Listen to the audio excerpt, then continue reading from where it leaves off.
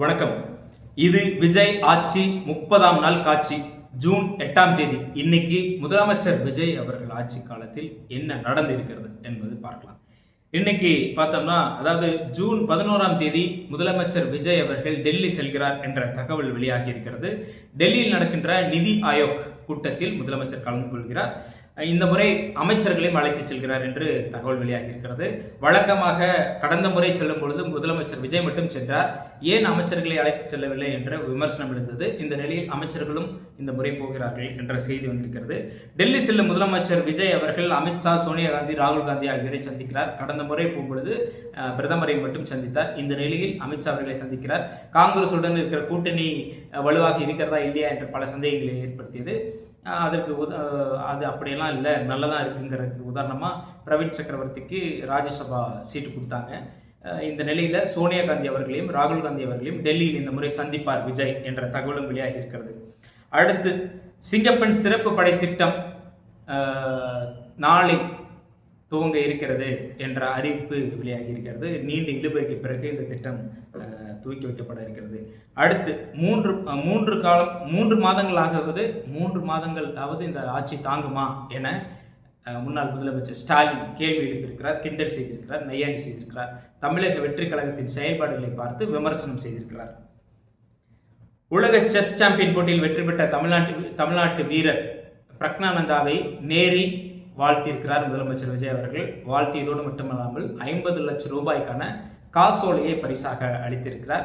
அது மட்டுமல்ல, பிரக்னானந்தாவுடன் இணைந்து செஸ் போர்டை எடுத்துட்டு வாங்கப்பா அப்படின்னு சொல்லி முதலமைச்சர் விஜய் அவர்கள் பிரக்னானந்தாவுடைய செஸ் விளையாண்டிருக்கிறாரு.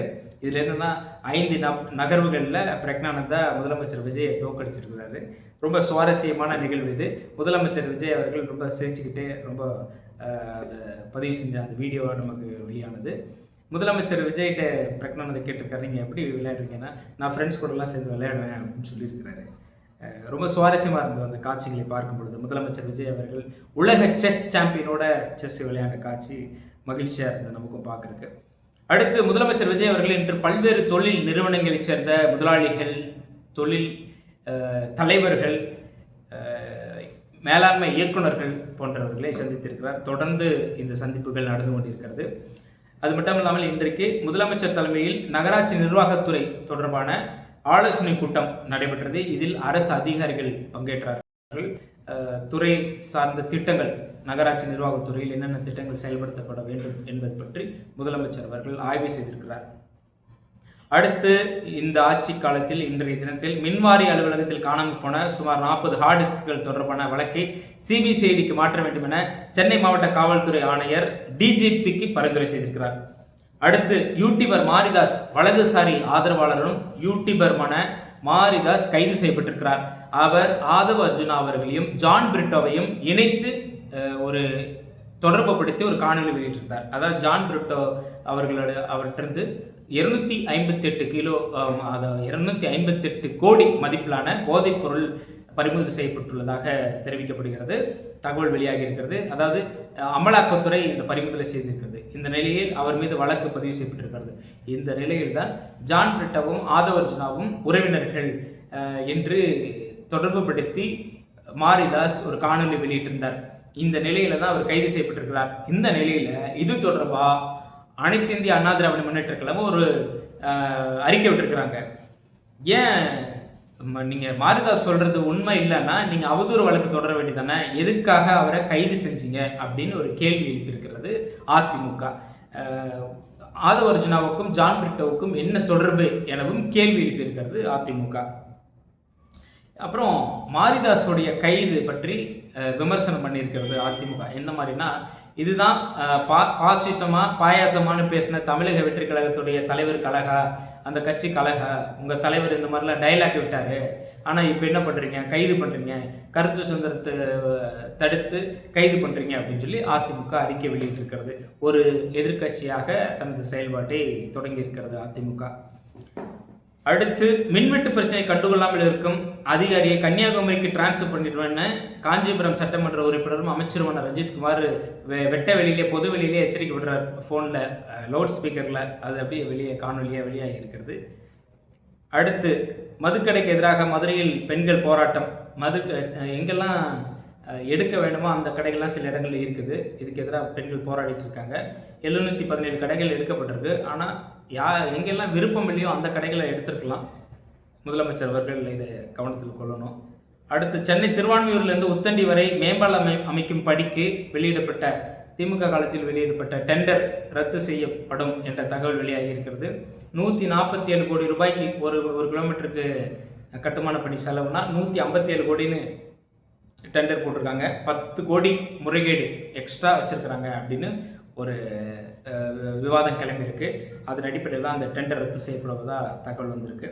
தமிழ்நாட்டில் கல் இறக்குவதை அனுமதிக்கலாமே, கல் இறக்கி விற்கலாமே என்று சென்னை உயர்நீதிமன்றம் மதுரை அமர்வு தமிழக அரசுக்கு யோசனை தெரிவித்திருக்கிறது.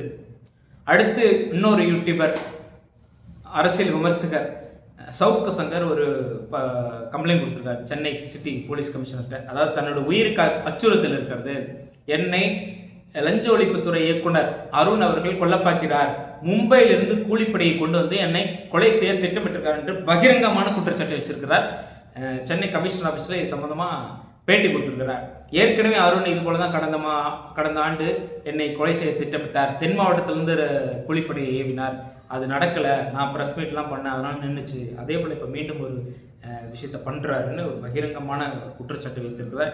இது சம்பந்தமாக சென்னை காவல் ஆணையரிடம் புகார் அளித்திருக்கிறார்.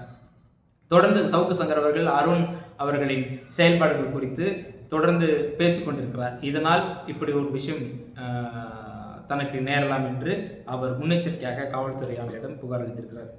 அடுத்து வேண்டுமென்றே சிலர் மின்சார டிரான்ஸ்ஃபார்மர்லேருந்து ஃபீஸை பிடுங்குறனால தான் கரண்ட் போகுது, நாங்கள் இந்த மாதிரி வேணும்னே பண்ணுறாங்க, இந்த கவர்மெண்ட்டுக்கு கெட்ட பேர் ஏற்படுங்கிறதுக்காகவே பண்ணுறாங்க, நாங்கள் அதை கண்டுபிடிச்சிட்டோம், சிசிடிவிலாம் சில இதெல்லாம் பார்த்துருக்கோம், வேணும்ட்டே பண்ணுறாங்க அப்படின்னு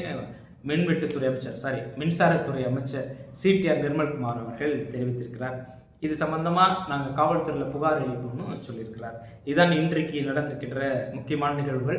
இன்றைக்கு நடந்ததில் மிக முக்கியமான விஷயம் மாரிதாஸ் கைது ஒரு பத்திரிகை சுதந்திரத்துக்கு ஒரு மிகப்பெரிய ஒரு அச்சுறுத்தலாக அமைந்திருக்கிறது. இப்படி யூடியூப்ல பேசினா கைது செஞ்சிருவாங்களோ, திமுக போல தான் தாவேகவுமா அப்படின்னு ஒரு கேள்வி வருது. அதே போல் இன்னொரு பத்திரிகையாளருக்கு கொலை மிரட்டல், அரசியல் விமர்சகர் யூடியூபர் சவுக்கு சங்கருக்கு கொலை மிரட்டல் வந்திருக்கு. மும்பையிலிருந்து கூலிப்படை வருதுங்கிறாரு. ஸோ இதை பார்க்கும்போது எங்கே போயிட்டுருக்கோம், நம்ம திமுக ஆட்சி காலத்தில் தான் இப்படி பத்திரிகை சுதந்திரத்துக்கும் பத்திரிகையாளர்களுக்கும் கடுமையான நெருக்கடி இருந்தது, மீண்டும் இந்த தாவை காட்சியிலும் இருக்கிறதோ என்ற கேள்வி நமக்கு எழுகிறது. ஒட்டுமொத்தமாக இன்றைய விஜய் ஆட்சி 30ஆம் நாள் காட்சிக்கு நாம் கொடுக்கக்கூடிய மதிப்பெண் 100க்கு 31. நன்றி.